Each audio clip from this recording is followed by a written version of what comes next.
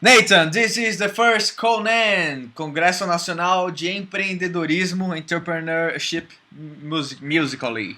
I'm glad that you're here because you're a guy that lives in United States with a really cool band called Grass Crack. So cool Grass you remember. Crack. Yeah, and this is a bluegrass band, and Nathan is a really cool cavaquinista. He plays cavaquinho in a bluegrass band. This is really unique, and you are starting a relationship with a Brazilian brand called Rossini, and we've been together in January talking about lots of music business and lots of how to work with music and how to make money from music, not only playing. And this is the main of our conversation right now because you are a guy that works with Jim Halsey, the big guy for country music in United States. So Yeah. the first thing that I want to know about you is who is Nathan Gray? Where did you start? Why do you play cavaquinho? And what's your good expertise in what you know, in what you do? Well, I'm somebody who's played music, grown up playing music, but I wasn't born into it. I got into it as a young teenager, learning to play guitar and drums. And through high school and then into college, it was really all I had a passion for. But then once I got into college in the faculdade, I started learning more about video production. That's where I studied and learned video production. And since graduating at the end of college, me and my friends started our own comedy TV show, just skits, Ooh. sketch comedy. And the person that did our theme song is now the banjo and fiddle player for my band. And Great. it was the band he had then, and so that's how our relationship began and how we first met. And then but through the sketch comedy, doing that TV show, we always had the opportunity to make our own music. We made a lot of jokes and skits that were really based around music and songs that we would make up and record ourselves in our bedrooms, in our living rooms, Awesome. and in our home studio that we created for this TV show. Then fast forward another 8 years after having lived in Los Angeles and worked in video production, and while I lived in LA, that's where where I learned Portuguese a lot better. My wife's Brazilian; she's from Sao Paulo. Ah, yeah. And when I lived in LA, I worked for a Brazilian video production company, and then later moving back to Oklahoma, got into bluegrass music, and kind of all these things started coming together. Which The cavaquinho was a gift from Mia Sogra. It's really nice when the video production. it's really nice Yeah. when you mix English and Portuguese because you say you speak in Portuguese really well. It's really good to hear you saying words in Portuguese. It's really nice. Well, I didn't know if we were going to do this in English or Portuguese, but I feel like my Portuguese is really rusty. No, it's hard it's to good. It's good. articulate and say what I want to sometimes.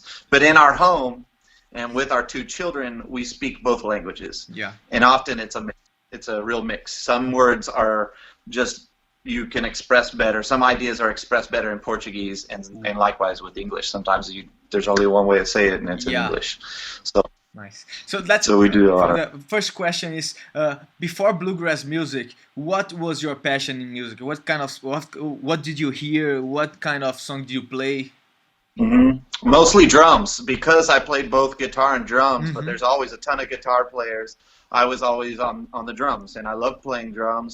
And we do a lot of school talent shows through high school. I was in the jazz band in high Jazz band, school, rock music, and no but- rock music. but also in high school I was in the school marching band. And if you've ever seen the movie Drumline, Oh yeah, for sure. I love that. with Nick Cannon.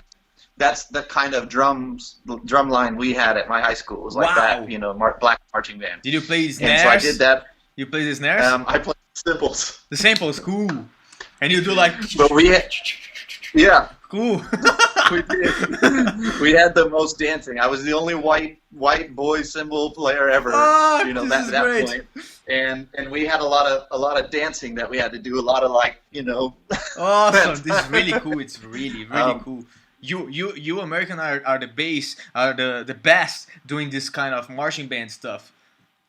Ah, for I sure. think it's unique to the culture of Southern American and black schools. Uh-huh. But through school, I liked hip hop music and I like punk rock music and bands that I have, you know, generally like um, I like ska music too, Hmm. ska and rocksteady Oh yeah. stuff, and Today I and was then to, of course, today I was with a guy that is the mentor for a really good ska band from here. It's called OBMJ, OBMJ, Orquestra oh, Brasileira de Música Jamaicana.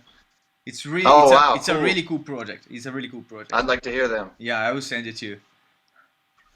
So, and then another word, which is a dirty word in Brazil, Mm. but here in America, it means something totally different. Is we played a lot of funk music, Ah, and when I mean funk yes, yeah, music, I know it. not like carioca funk music, like Yeah, real funk thanks music, like God. George George Thanks God. Clinton, yeah, real James Brown, that sort of stuff, The real funk music. real funk. Yeah. This is really cool. So when you go to Oklahoma, that is a state that is really rich in country music, That's you true. started being in love with this bluegrass style. Well, country music was everywhere here in Oklahoma. It's things like you know, Garth Brooks and Dwight Yoakam and these sorts of popular country music. It was unavoidable growing up in Oklahoma. But we listened to my friends and I listened to Nirvana and and Wu-Tang Clan and Rage Against the Machine Yeah, and yeah. Ramones so I wasn't really a big fan of country music. I always liked the really classic guys like Willie Nelson and Johnny Cash and Merle Haggard. But bluegrass to me, having not grown up playing Uh-huh. it, to me it was a lot like jazz. I felt that there's a lot of similarities. Is like the country jazz is a lot of improvisation, Cool. a lot of freedom to play and interpret songs. Some of them very old traditional songs, but you can do it however you want to. You can play, Oh, this you is know, great. fast, the punk rock, or you could play things slow and like ballads. And so it gave a lot of freedom and made an interesting platform to do a lot of different stuff. And the cavaquinho instrument, the instrumento do cavaquinho is perfect. It's the same tonal range as a mandolin, Hmm. and so it fills that same sound kind of range. And but the tuning is the same as the 5-string banjo, the bluegrass banjo, the long one. Yeah. And so it just works perfectly.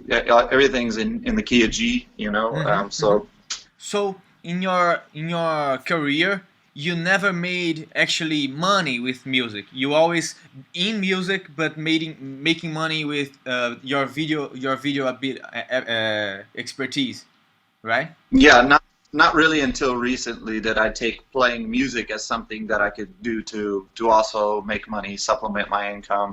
Hmm. And so we've had our band for going close to 7 years now. Cool. And yeah, the goal has always been, let's do these songs and let's play the way we want to play the bluegrass music, the style we want to, and make a few bucks if we can. Yeah. And so it's grown. We've gone from being, you know, the type of band that just will play any gig that we can to being able to pick and choose the gigs that we want to do for the type of events that we want to play. And when it comes to asking, you know, the amount of money that we think is fair, we're at that level right now where we get what we ask for. So we, you know, each stage and each level of the way we look towards that next kind of stage, and you know this with your band, Yeah. that you're always looking to the horizon to see, okay, well, what can we do next to get to what's the next level for us? Yes. And you use the money that you made with another jobs to invest in your music, right? Yeah, but with string music, it doesn't cost much. But in a string band, yeah, to get together and play, we don't have to plug in any amps. So we just have to be able to buy our strings. yeah, We can meet on any street corner and get started, and we can play for. We can play at festivals, and you know Obardo e Banjo, right? You know those guys, yeah, for sure. Wagner, like them. Start, on the street. Artista de rua mesmo, like just starting there with what you have. And going to a place that's crowded to get people to gather around you and listen to your music and dig what you do and throw money in the kitty. Oh, this is great because you are a video producer and a bluegrass guy that works with Jim Halsey. So how does this happen? You align the stars to be with the country guy in the United States. With your bluegrass band, and now making money actually working with music. You made money for the music market right now. How this sounds to you? What steps did you made, or it was naturally, or how it becomes to like that? Well, sometimes in our life, there's things that happen, like you were talking about the stars lining up. Yeah. I mean, whether you believe all that or not, is things are happening in our lives behind the scenes that we don't necessarily know until it happens. And so when I first met Jim Halsey, my band, we were playing at a flea market. You know what it is? Like a feirinha mercadinho, uma feira. And my guitar player sells books there. Cool. So we'd meet there, and our band would practice there on Saturdays and during the daytime. And he, having lived here in the city, like Tulsa is always, even when he had offices in Nashville and London and Beverly Hills and New York, at the height of his agency, he always had office here in Tulsa, Oklahoma, which is home to him. And at the time, I was reading his book. My mom had given it to me as a gift after hearing him interviewed on the radio. I have it here. Country music. Star Maker, right? That's right, you got it. I got it. And let me show to the so guys. I was reading the book, and here it is. And we were playing the music Star Maker. That's it. From Jim Halsey. And I was reading that book when he walked up in front of us as we were playing our songs at the fair, at the flea market. And I knew it was him as we were in the middle of singing our song. I could recognize that it was him. And so after we were done, I introduced myself. And it started a relationship with our band, and he'd invite us up here to the offices where you've been, and had us to come play for his office. And then another year or so went by and play for Roy Clark, who's a bluegrass and country music legend, old fellow. Oh yeah. And yeah, you met him. And then fast forward another 3 years. And I run into him at a breakfast, cafe, and when he asked what I'd been up to, I just said video stuff, and I didn't really elaborate. But then he brought me in for an interview, and it led to me being the director of the Halsey Institute, which the Halsey Institute is the online music business education program. Oh yeah, that we have. So, Junior, one thing, sometimes we're just focused on the music and things happen, but meanwhile, behind the scenes, stuff's going on in our lives that sets us up for later. And that's how this all played out. It took about 5 or 6 years. This is really good because sometimes we always wait to make money from our music, and sometimes, just like me, my music, I can use it more to brand my companies than to make it actually money. So just like yours, you have your band that was really branding you to Jim Halsey, and now you work with a really huge office, and you can open more doors, and you can see more closely how things work in this background of the American music. And this is really great. I think that this is a great lesson for everything that's watching us, because sometimes you have to search for the opportunities, and sometimes the opportunities came and you don't even know that is an opportunity for you, and you have to catch it. You have to catch it, and you have to use it to make your way of living. It's more than oh, I want to play this and that's it. You have to leave the market. You have to leave the whole scenario of music, and that's what happened to you, I think. What do you think about it? Yeah. We have to keep our eyes open to opportunities and be on the lookout for things that might not seem obvious, because those are the interesting chances. You know, I think the whole way that I came in contact with you all and with Fernando, the EMT, Yes. and everything, that was from man, that you know, if I think about it, that was 4 or 5 years of communication. First with Cesar Benzoni, I met him first, and you know, not the last time I was in Brazil, but the time before was when I got together with Cesar and just met and played, and then the next time I would come back to Sao Paulo 2 years later was when he hooked me up with Marcos Vinicius and Wagner from Obardo. Yeah. And Marcos was who hooked me up with Monica from the Diretora do EMT, and then led to me meeting you all and us actually starting this program at Get Halsey Institute at EMT. Yeah. And This is. I didn't think that would all happen. Yeah. You know. Let me say one thing. Gene Halsey Institute, the Gene Halsey Music Business Program, is in EMT, the School of Music of Monica and Celio. That is, the guys are doing this congress with us. You will see them talking about it. And Nathan Gray is the guy that put everything together to this to happen. So in Brazil we have the Music Business Institute in EMT, and it's from Gene Halsey. So it's a really big thing. Imagine from a bluegrass band to a cavaquinho to a Gene Halsey Institute to a Brazilian relationship, and now you're doing this congress together. And this is all about opportunities and how to use the opportunities for the good of your music and your songs and your music life. E o mundo tá ficando pequeno, né? Cada vez menor. So when we think about what we want to do in music in our community, we want to make an impact here where we live. Yes. But we also have to keep our mind open that there might be other communities that are more receptive to either our type of music that we're doing or just the idea, you know. And the music and music business are happening in Brazil right now, and people are paying attention, and Yes. Americans knows what's up. You know, the world is watching. And now you were talking to lots of Brazilian guys, because this Congress is only for Brazil right now, and you're talking to a lot of Brazilian guys that is going to search for Grass Crack. And more than your information about how to transform the life of people and being smart on opportunities, people will know your song. This is all one big thing. This is amazing. I love this. I love being in music, because music lets you work with your passion and transforming lives, not only with the song, not only with how do you sound, but what you do. And this is impressive for me. I love this kind of way of living.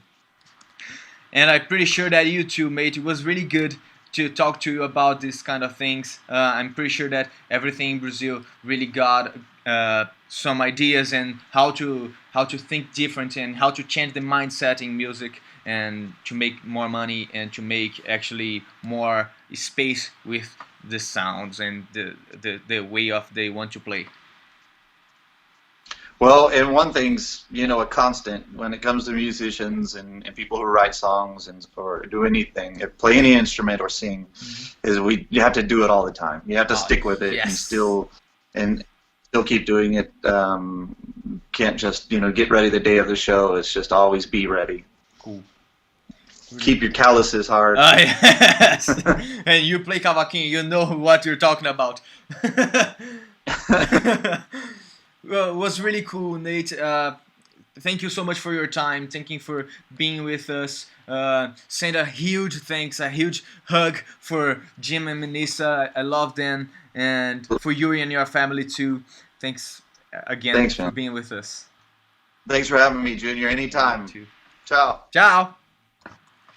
Então vocês puderam ver que é um gringo que morou na Califa, agora vive em Oklahoma, né, a cidade dele mesmo, e com uma família que incentiva a música, porque eles estão nos Estados Unidos, então tem esse lance da marching bands, né, das bandas marciais, inclusive uma parte cultural deles muito forte, uma coisa que eles fazem com muita maestria. Você vê as coisas de marching bands, os vídeos e os filmes, os caras fazem aqueles malabarismos malucos, e ele era batera que cuidava disso, tocava prato, né, então ele sempre teve uma vida muito ligada ao mundo da música, se envolveu com vídeo, trabalhou com vídeo, e aí quando ele voltou para Oklahoma, ele fez a banda de bluegrass dele, então o investimento dele era mostrar a música dele, conseguir cada vez aumentar a visibilidade da banda dele, com um trabalho bem de formiguinha, e por um acaso da vida, por um alinhamento estelar, o cara lendo sobre o Jim House e acabou chegando até o Jim House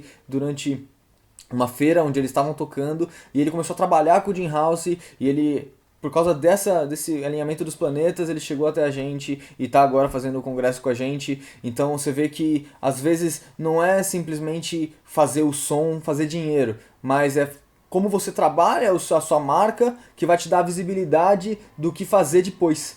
Então, por exemplo, por causa que ele estava com uma banda de bluegrass, ele está com um trabalho sensacional dentro do escritório com o padrinho da música country americana.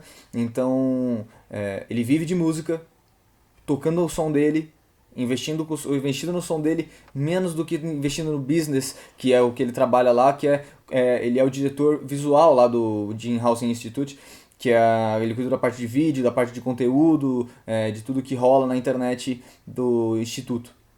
Então, alinhado com música, sem necessariamente viver do play. Isso é importante também, porque ele não largou o play. Ele não é um cara que virou só empresarião ou que só simplesmente foi pra lá. Ele usa a banda dele como uma vitrine com a visibilidade que ele consegue da banda dele, ele consegue trair mais coisas pra vida dele e pra carreira dele.